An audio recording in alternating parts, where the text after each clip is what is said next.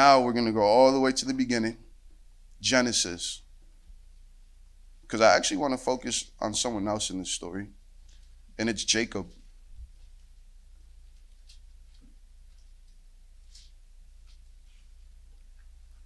Mr. Jacob. And I'm going to give us a brief summary on the life of Jacob. I'm so fascinated by his life. I love reading the history of our fathers in the faith, Abraham, Isaac, and then we come to Jacob. And I'll do a pretty brief summary. I'll emphasize some points. But Jacob was born a twin to Esau. And he actually came out grabbing Esau's heel. And that's exactly how he got his name, Jacob, right? It means heel holder or supplanter. Supplanter means to supersede by force or treachery. And so that was his name straight out of the womb, right? Also, people know him as the Deceiver, Jacob the Deceiver. And so we know about Jacob. He was a peaceful man. He lived in tents. And I'm kind of skimming through. I'm in Genesis chapter 25 right now.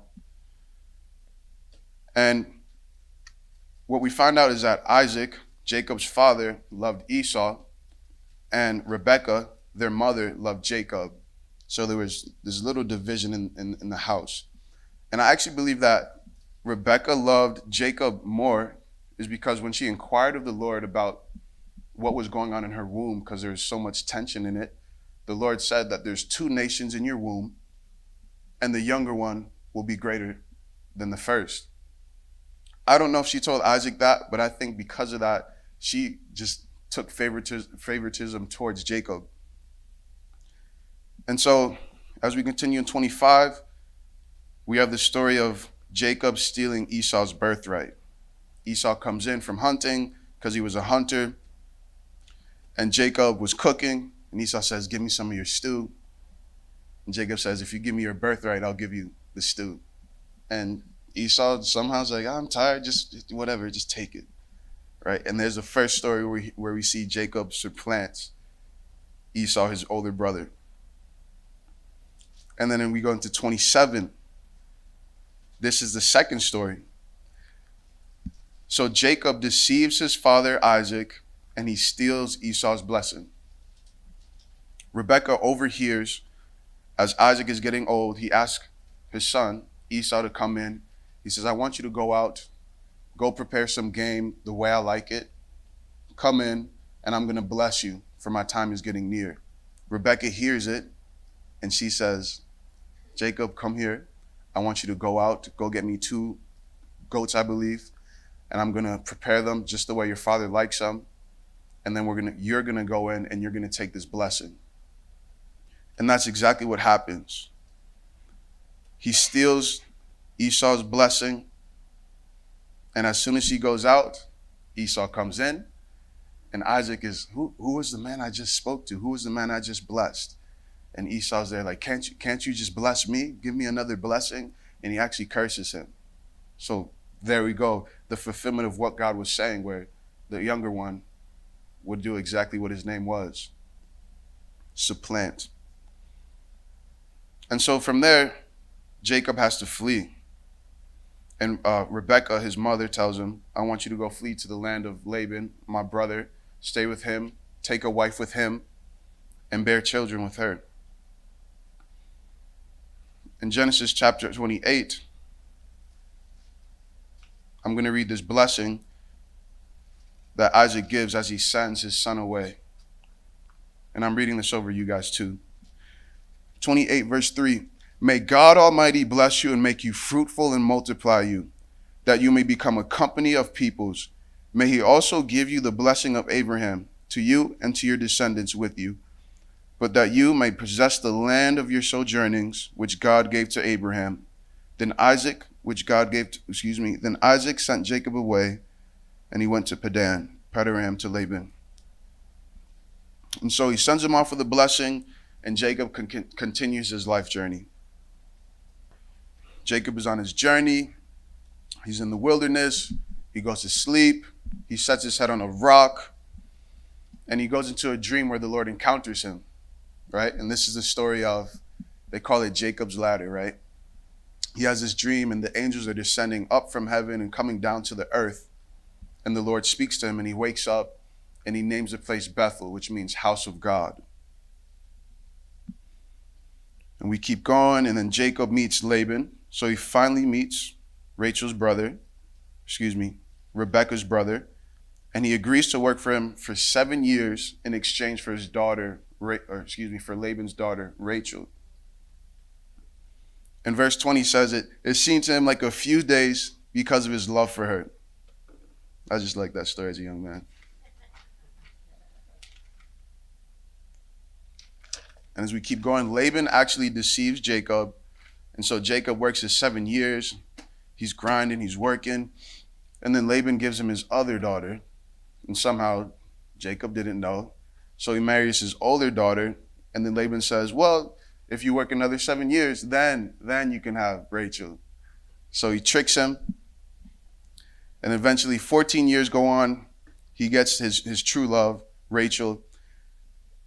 And he bears children, right? He bears the tribes of Israel, the 12 sons. He actually did have a daughter too. And he finally, he has his livestock, he has his wives, his children, and he's prospering. The Lord is causing him to prosper. And so he says, Laban, I want to leave, but Laban will not have it. And so he leaves secretly. Laban starts pursuing him. God blesses him. He finally gets away. And then here we go. Chapter 31. And so he's about to meet his brother in chapter 32, Esau, who he hasn't seen. And the last thing he's heard about Esau is that he's mad and he wants to kill him because he stole his blessing. So as you can imagine, Jacob is pretty afraid. He's pretty afraid to meet him. So much so that he actually splits his group of people into companies so that they'd go before him, so that as they go and Esau meets them, they can each say, okay, like, these are gifts for you. These are gifts for you. And so it can kind of try to, get Esau to lighten up and be like, oh, my brother's sending me gifts. Maybe I won't kill him like I had planned to originally.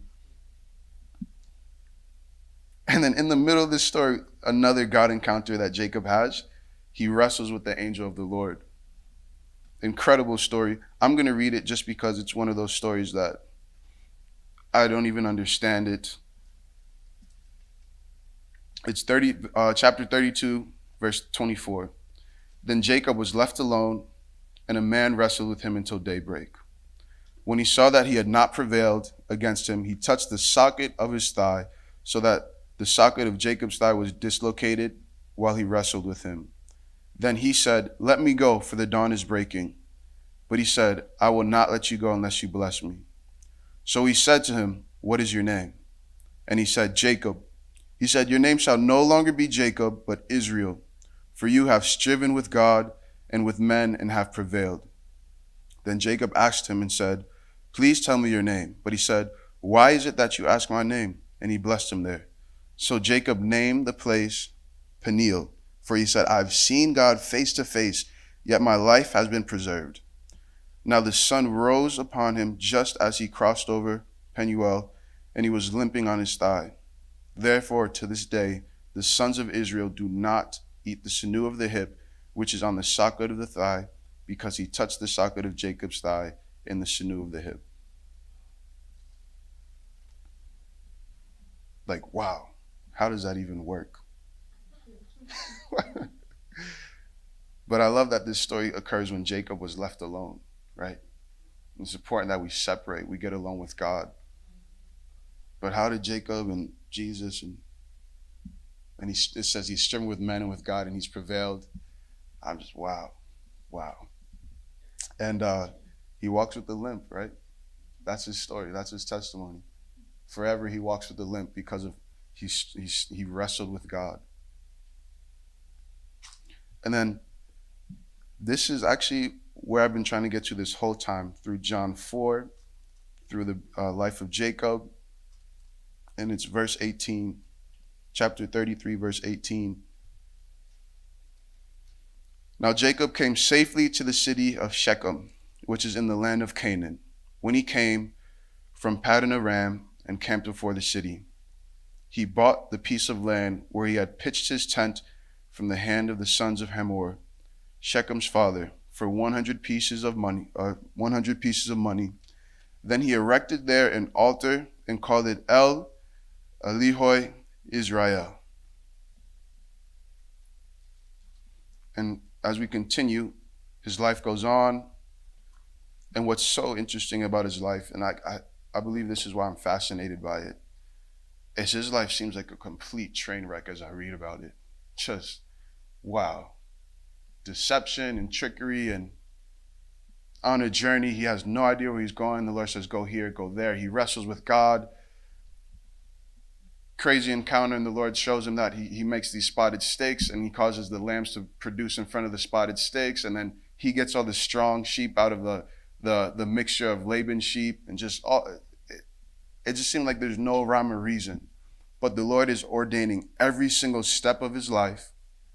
And then it seems like when he's laying there on his deathbed later on, he brings his 12 sons to him and he blesses each one of them. And it just seems like it took Jacob his whole life to do what God had set out for him.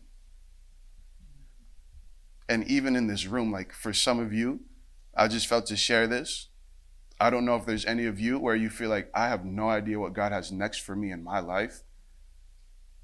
My young days are over. I'm kind of just here. Life is tradition, and it's just go here, go there, ABC, 1, 2, 3. But that's just not how God works. If you think that what God has done in your life is over, think again.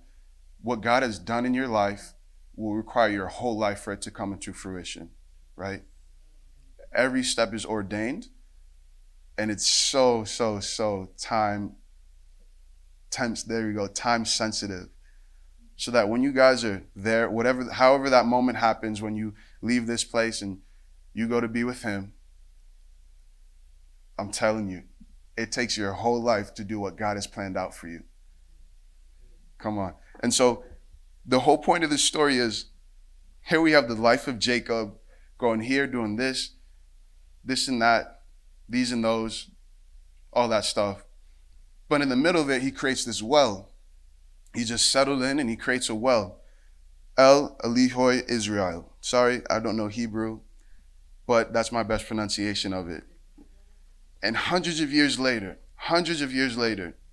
John chapter 4, that story occurs. The woman at the well. And the well she was at the very well that Jacob had made. And it's like a simple sacrifice that Jacob had made after pretty crazy meeting his older brother, who he deceived, who he tricked, who he stole from. And he creates this well. And then this is the same well where Jesus would enter in because he was tired. He would get a drink from a Samaritan woman, a woman that he should not even associate with. He gets his drink. He talks to this woman. This woman gets touched. And then she reaches out, goes to her town. Her town comes out, and a whole city just gets swept and saved. All because Jacob made a well.